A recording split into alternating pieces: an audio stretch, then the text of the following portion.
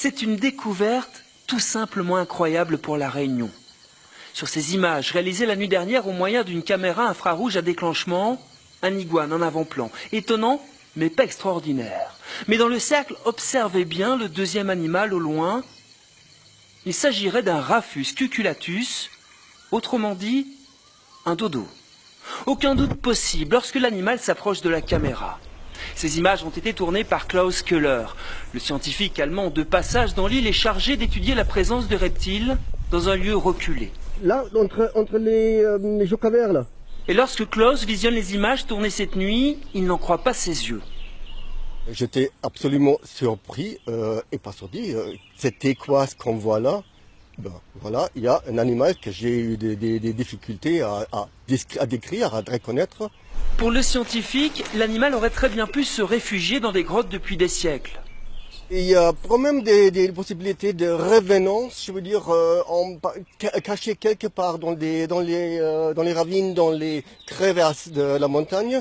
Je veux dire, chez nous en Allemagne, on a de nouveau le loup. Je veux dire, dans les parages de Madagascar, on a retrouvé le poisson avec les nageoires en pied. Pourquoi pas?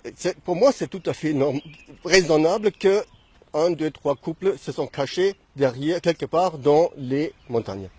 À la Société d'études ornithologiques de La Réunion, la nouvelle a sidéré les experts. L'animal n'est donc plus mauricien, il mesurait moins d'1 mètre et pèserait environ 10 kilos.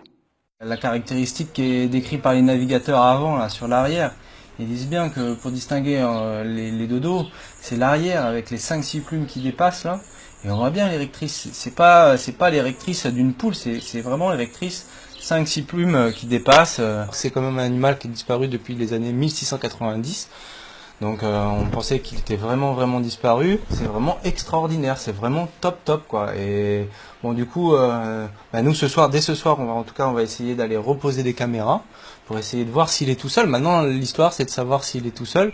Des certitudes et des nouvelles questions pour la communauté scientifique mondiale, car nul doute que la découverte et les images de Klaus Köhler feront le tour du monde.